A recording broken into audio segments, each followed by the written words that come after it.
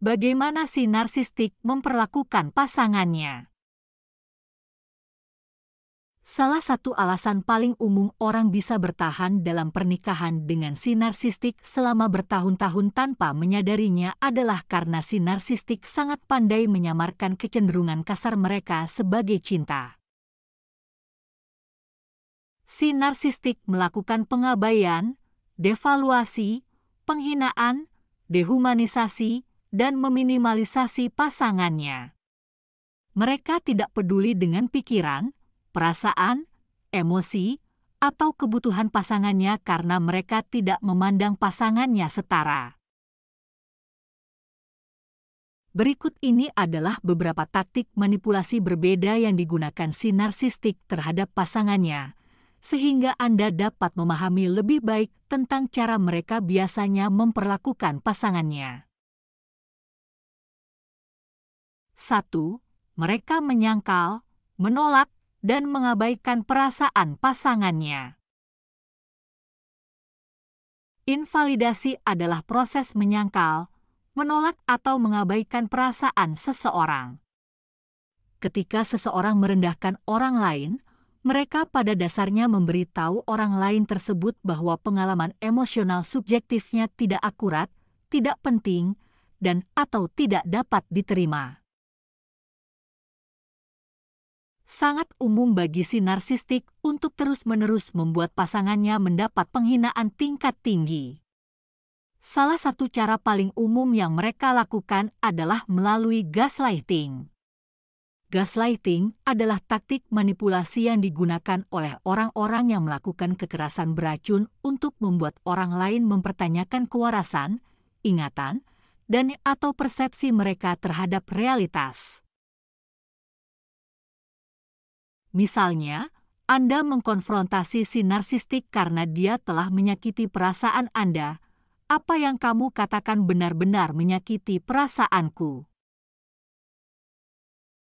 Dan dia menjawab, kamu pasti sedang sensitif. Aku bahkan tidak bermaksud jahat. Ini dianggap gaslighting. Penting untuk diingat bahwa gaslighting lebih dari sekadar kebohongan dan kata-kata yang menipu. Semua taktik manipulasi yang digunakan oleh si narsistik, termasuk gaslighting, bekerja sama untuk membuat Anda mempertanyakan kewarasan, ingatan, dan persepsi Anda sendiri tentang realitas. 2. Mereka memperlakukan pasangannya seolah-olah tidak penting. Sangat umum bagi si narsistik untuk merendahkan pasangannya setiap kali ada kesempatan. Artinya, si narsistik memperlakukan mereka seolah-olah mereka tidak penting. Alasannya adalah sesuatu yang disebut proyeksi. Proyeksi adalah mekanisme pertahanan yang terjadi ketika seseorang mengambil bagian dari dirinya yang dirasa tidak dapat diterima dan menempatkannya pada orang lain. Bagian dari diri mereka yang dianggap tidak dapat diterima oleh si narsistik adalah pikiran, perasaan, dan emosi mereka yang menyakitkan. Jauh di lubuk hati, merasa tidak dicintai, tidak diinginkan, tidak mampu, tidak berharga, dan lemah. Tapi mereka tak memiliki keterampilan emosional yang diperlukan untuk mengelolanya dengan baik. Sebaliknya, mereka seringkali memproyeksikan pikiran, perasaan, dan emosi yang menyakitkan ini kepada orang lain karena hal itu memungkinkan mereka berpikir secara kiasan kepada diri mereka sendiri, saya bukanlah orang yang tidak dapat dicintai, tidak diinginkan, tidak mampu, tidak berharga, dan lemah, melainkan dialah itu. Si narsistik bergumul dengan pikiran, perasaan, dan emosi menyakitkan mereka setiap hari. Mereka menggunakan suplai narsistik untuk menekan perasaan itu sebisa mungkin, tetapi hal itu tidak selalu berhasil. Karena alasan inilah si narsistik menggunakan pasangannya dan orang lain terdekat mereka sebagai tempat penyimpanan pikiran, perasaan, dan emosi menyakitkan mereka. Memperlakukan pasangannya seolah-olah mereka tidak penting adalah salah satu cara paling umum yang dilakukan si narsistik untuk menjaga stabilitas emosi dan tetap berkuasa dan mengendalikan. 3. Mereka merendahkan pasangannya.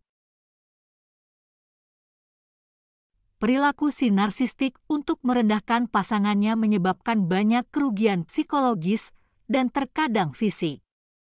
Mereka mungkin mempermalukan Anda di depan umum, membentak Anda ketika Anda melakukan kesalahan, dan tidak memperlakukan Anda secara layak sebagai manusia.